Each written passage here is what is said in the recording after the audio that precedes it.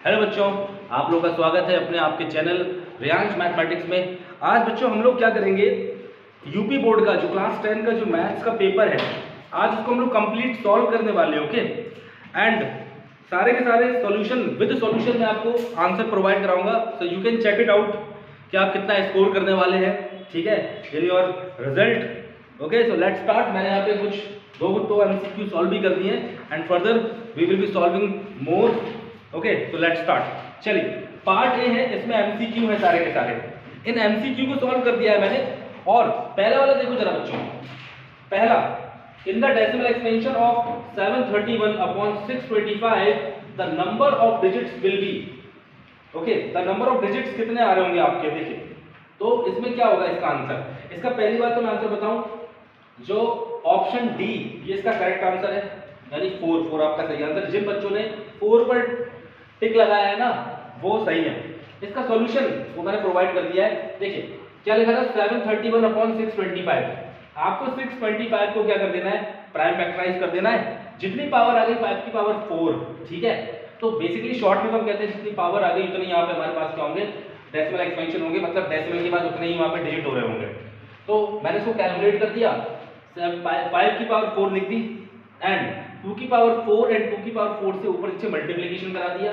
अब आप साल भर पढ़े तो आपको सॉल्विंग पता है, ये 5 × 10 हो जाएगा, 10 की पावर 4 यानी 4 जीरो हमको डिनोमिनेटर में मिल जाएंगे।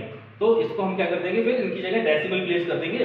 तो after decimal we are getting 4 digits. तो यानी कि हमारा जो करेक्ट आंसर है वो ऑप्शन डी है, 4 इसका आंसर होगा। ठीक है, चलिए अभी आप देखिए क्वेश्चन नंबर 2, बड़ा ही बेसिक सा एक क्वेश्चन आया था डिस्टेंस फॉर्मूला का, कोऑर्डिनेट ज्योमेट्री का हमारा। इसमें आपको दो कोऑर्डिनेट गिवन थे, एक्स वाई और minus x and minus y, x y and minus x and minus y, ये हमको गिवन है। कह रहा है कि इनके बीच की डिस्टेंस क्या होगी। बहुत ही लाइट क्वेश्चन है, बड़ा ही आसान सा क्वेश्चन है ना। देखिए इसका तो पहली बात जो हमारा करेक्ट ऑप्शन है वो है सी। तो सी इसका 2√x² + y², ये इसका करेक्ट आंसर है। ठीक है, तो जिन बच्चों ने भी ऑप्शन सी को क्लिक किया है वो सही है, उनका आंसर सही है। सॉल्यूशन मैंने कर दिया है, x1 y1 x2 y2 माना, फॉर्मूला लगाया, x2 - x1 का whole square plus y2 - y1 का होल स्क्वायर। ठीक है, and simply we put the value, हमने वैल्यू को पुट किया, -2x का स्क्वायर करेंगे it will 4x², then minus के 2y का स्क्वायर करेंगे इट विल बी 4y²। 4 को कॉमन लेके हमने बाहर निकाल लिया अंडर रूट से। तो बड़ा ही सिंपल सा क्वेश्चन था, इसका हमारे पास सी ऑप्शन है वो सही होने वाला है। चलिए बढ़ते हैं तीसरे की तरफ। देखिए अभी एमसीक्यू हमारे पास यहाँ पे तीसरा वाला है। कह रहा है for the given numbers the prime number will be 0, 1, 2 और 8। तो प्राइम नंबर क्या होता है, देखो बच्चों बहुत ही बेसिक सी चीज है, क्लास 6 से पढ़ाई जाती है। प्राइम नंबर स्टार्ट होता है फ्रॉम 2, ठीक है। 0, 1 को प्राइम नंबर कंसीडर नहीं करते। तो जो smallest and the only one even prime number जो होता है वो होता है 2। तो 2 इसका करेक्ट आंसर है। जिस बच्चों ने ऑप्शन सी लगाया होगा तो उनका यहाँ पे सही है मामला। ठीक है, चलो अभी 4 वाले को देखते हैं, 4th को।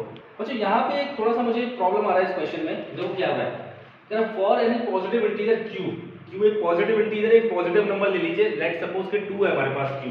ठीक है, 2 ले लो, 3 ले लो, 4 ले लो, कुछ भी ले लो, पॉजिटिव होना चाहिए। कह रहा है every positive integer will be in the form. तो बच्चों पॉजिटिव इंटीजर तो देखो ऐसा है, अगर q 1 से बड़ा होगा तो ये भी पॉजिटिव होगा, अभी ये भी पॉजिटिव होगा, ये भी पॉजिटिव होगा, ये भी पॉजिटिव होगा। तो इसको तो चारों के चारों सही हो रहे हैं। मुझे लग रहा है शायद यहाँ पे मिसप्रिंट है, इसको एवरी इवन लिखना चाहते थे या ऑड लिखना चाहते थे। अगर यहाँ पे इवन लिखना चाहेंगे तो देखो इवन कब होगा, इवन होगा जब आप 2q, ये अपना सही आंसर हो जाएगा अगर इवन का केस आएगा, है ना। अगर मैं एक q को मानता हूँ 2, तो 2 × 2 4, तो मेरे को इवन मिल रहा है। अगर मैं q को 3 मान लेता हूँ, लेट्स से कि q हमारा 3 है, ये जो है कोई एक इंटीजर है, पॉजिटिव इंटीजर, सपोज कीजिए कि 3 है मेरे पास, तो मैं इसको लिख दूंगा 2 × 3, तो ये हो गया 6। मतलब अगर मुझे एवरी इवन पॉजिटिव इंटीजर के लिए एक सीक्वेंस चाहिए तो करेक्ट आंसर होना चाहिए 2q, और अगर ऑड होता तो ये वाला सही हो जाता। तो मुझे लग रहा है यहाँ पे थोड़ा सा मिसप्रिंटिंग हो गई है। ठीक है, और अगर किसी को पता है क्या है सही आंसर तो डिस्कस करके बता सकता है, कमेंट कर देना बच्चों।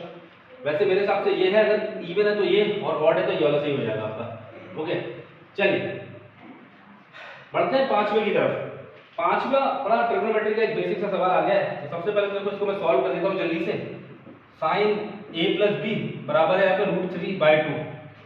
तो आप इसको कर दोगे साइन a प्लस बी √3/2 जो होता है वो होता है साइन 60, आप सबको पता है, ठीक है। रेडियन में लिख सकते हैं, π/3 लिख, चलो साइन 60 लिख दिया मैंने यहाँ पर, ठीक है, चौथा है ना। हाँ इसी तरीके से अब मेरे पास cos a माइनस बी है, ये है √3/2।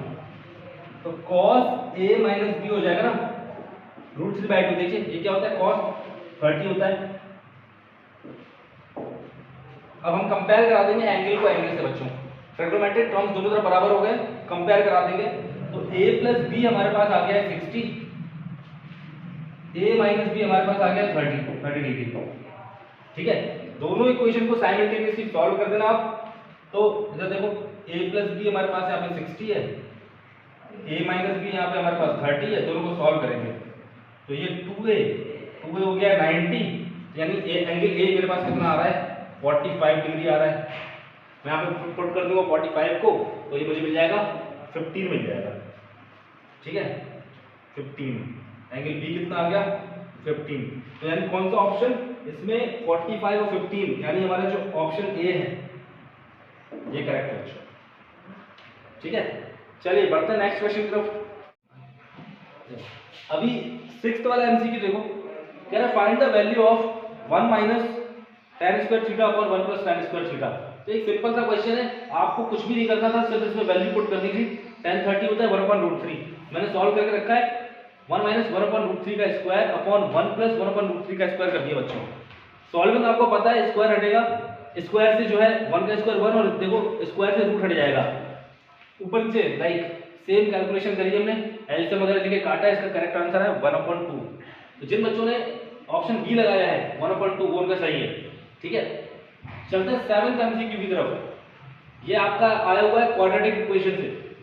कह रहा है एक क्वाड्रेटिक इक्वेशन गिवन है x² माइनस का 4x plus k is equal to 0। कह रहा है इसका एक रूट 6 है, तो k की वैल्यू क्या होगी। बड़ा सिंपल है बच्चों, जो रूट होता है वो x की एक वैल्यू होती है ना, तो वो इक्वेशन को भी सेटिस्फाई करती है। सिंपली आपको इसमें क्या करना था, x की जगह 6 को पुट कर देना था, जैसे कि मैंने यहाँ पे कर दिया है। इसको सॉल्व कर देंगे and we will get -12 as our answer. तो देखो भाई ऑप्शन ए हमारा सही हो गया, ठीक है। तो ये 7th एमसीक्यू का आंसर है। बढ़ते हैं 8th वाले की तरफ।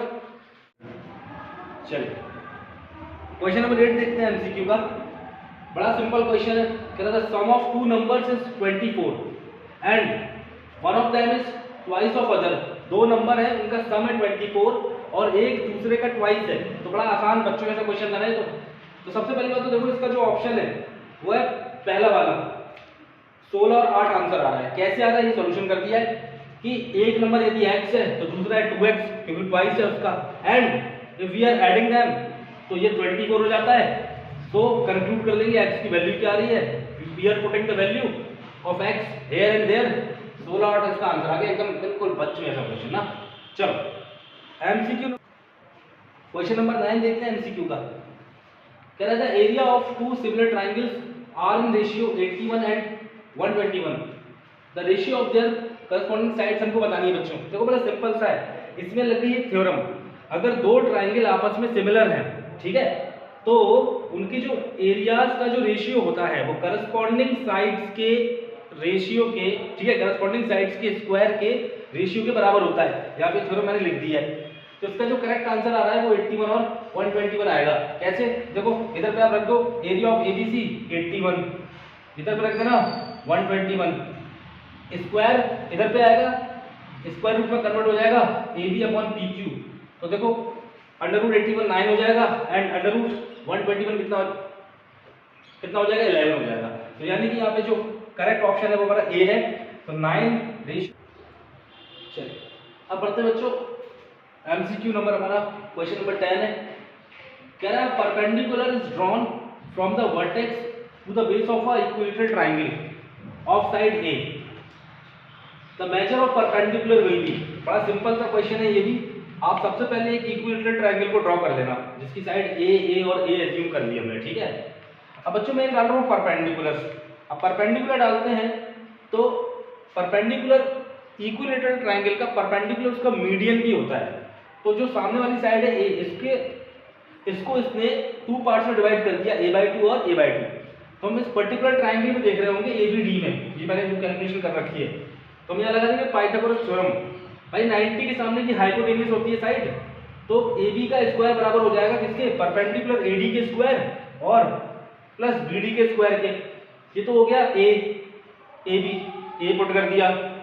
AD मुझे निकालना है और जो BD है वो मेरा a/2 है, क्योंकि जो परपेंडिकुलर वो मीडियन भी होता है, ये की पॉइंट है यहाँ पर। तो a/2 हमने पुट कर दिया, ओके। a/2 का स्क्वायर किया, a²/2 हो जाएगा, इधर पे लेकर आए ट्रांसपोज करके, भाई एलसीएम ले लिया, स्क्वायर को वहाँ फेंक के मारा, अंडर रूट बन गया, √3 रह गया, 4 बाहर आ गया, a बाहर आ गया, तो √3/2 यूनिट, ये इसका करेक्ट आंसर हो जाएगा। ऑप्शन नंबर ए जिसने लगाया वो सही है, ठीक है। तो बच्चों 10वें का ये आंसर है। Now moving on to 11th one, 11वां वाला देखते हैं बच्चों। देखो इसमें क्या बोल रहा है, कह रहा था total surface area of solid hemisphere. गर्मी आ गई, पसीना आना स्टार्ट हो गया बच्चों, ठीक है। लाइक कर दिया करो यार। चलिए बढ़ते हैं, carry on. The whole surface area of solid hemisphere हमको फाइंड आउट करना है। Diameter was given 1/2 centimetre. Obvious सी बात है, इस डायमीटर इज 1/2 तो रेडियस हो जाएगा 1/4 सेंटीमीटर, ठीक है बच्चों। 1/4 सेंटीमीटर हो गया रेडियस।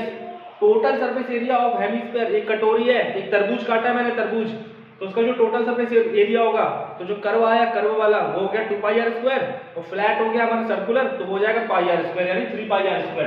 3πr² हो जाता है total surface area of hemisphere, 3πr²। Radius की जगह 1/4 को पुट कर दिया है, ठीक है। 1/4 का स्क्वायर कर देंगे तो ये हो गया 1/16, तो 3/16 पाई, यानी 3/16 पाई सेंटीमीटर स्क्वायर। ये इसका करेक्ट है ऑप्शन बी। तो जिसने बी लगाया, ठीक है, तो वो भाई सही है, बहुत बढ़िया खेल गया वो। चलो बढ़ते हैं 12वीं की तरफ।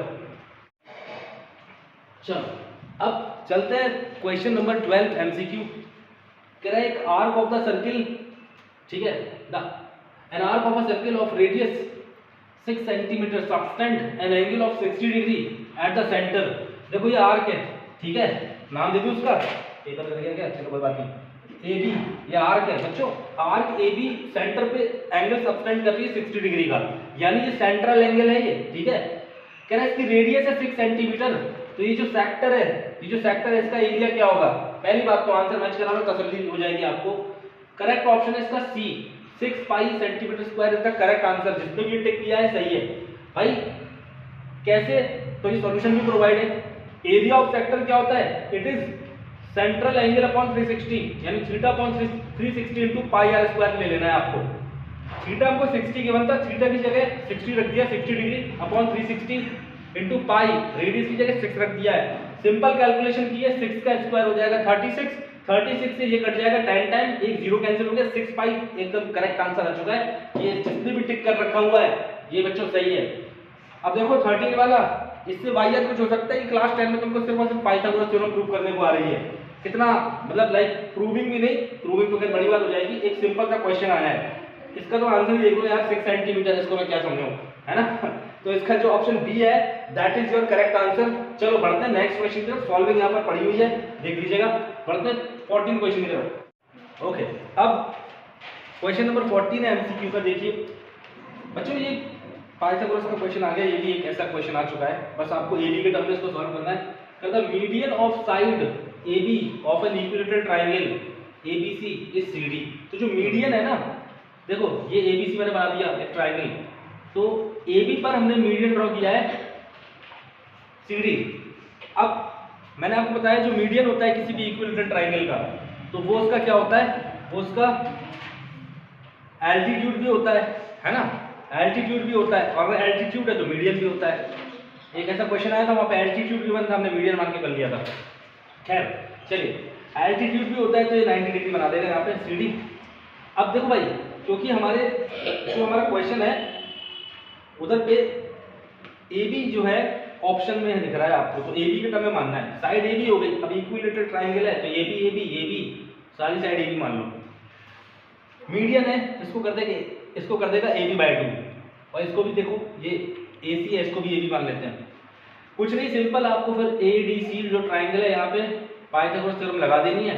90 डिग्री के सामने होता है ए सी, तो ए सी का स्क्वायर बराबर परपेंडिकुलर ए डी या base A D, base plus ये परपेंडिकुलर हो जाएगा सी डी, इनका स्क्वायर कर दिया, पाइथागोरस थ्योरम लगा दिया।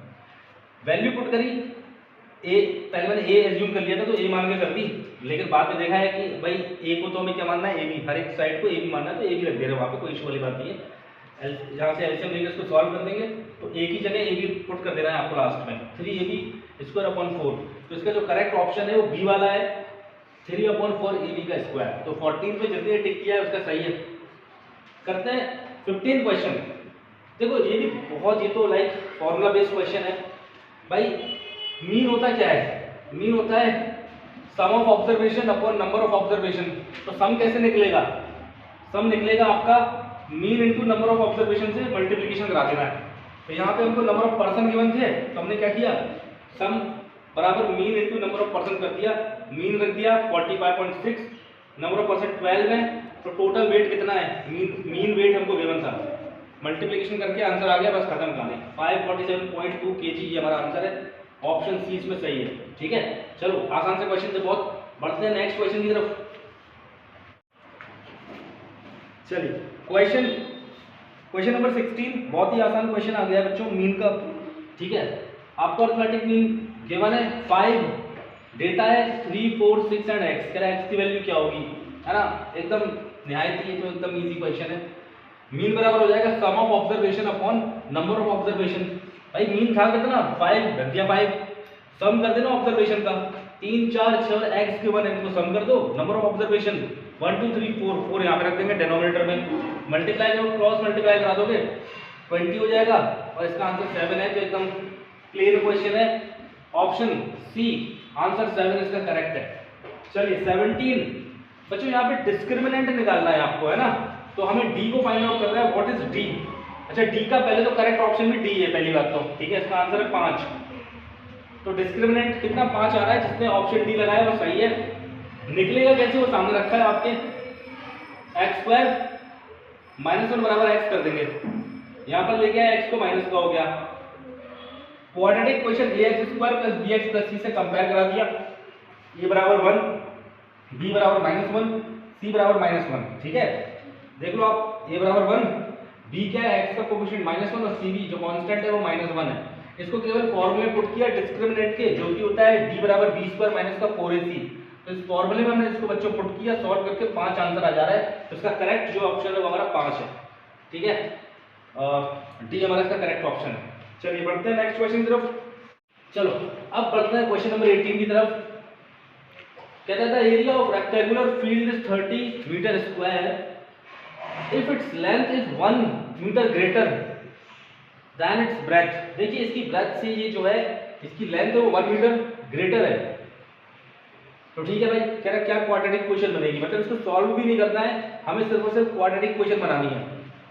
अच्छा रेक्टेंगल है, मान के चलते हैं ब्रेथ कितनी हो गई, x हो गई, ठीक है, ये लेट कर ली मैंने, तो लेंथ तो एक ज्यादा है ना, तो x + 1 हो जाएगी। एरिया बराबर होता है l × b, एरिया गिवन है बच्चों 30, l × b बराबर 30, l की जगह रखा है x + 1, b की जगह रखा है x = 30, मल्टीप्लिकेशन करा दिया x² + x, 30 को यहाँ लिया -30, ये आपका आंसर हो गया, और ये ऑप्शन सी। ठीक है, तो 18 का सी वाला सही है, जिसने भी सी वाला किया है उसका वो सही है। 19 देखो एकदम फॉर्मूला बेस्ड क्वेश्चन आ गया, बच्चों को यहाँ पर मैंने पढ़ाया भी था, तो मैंने बोला था कि भाई ये भाई एक इंटरेस्टिंग सा छोटा सा क्वेश्चन है, आ जाता है। ठीक है, तो भाई आ गया है, मीन मीडियन और मोड में ये एक रिलेशन है, मोड = 3 मीडियन - का 2 मीन होता है, ये फॉर्मूला इंपॉर्टेंट है। जो भी बच्चा सीबीएसई में है या जो आईसीएसई में है, मीन मीडियन मोड का भाई ये सवाल आ जाता है, तो अगर आपको सिर्फ और सिर्फ मेयरली फॉर्मूला ही आपको याद है, you can solve that particular question.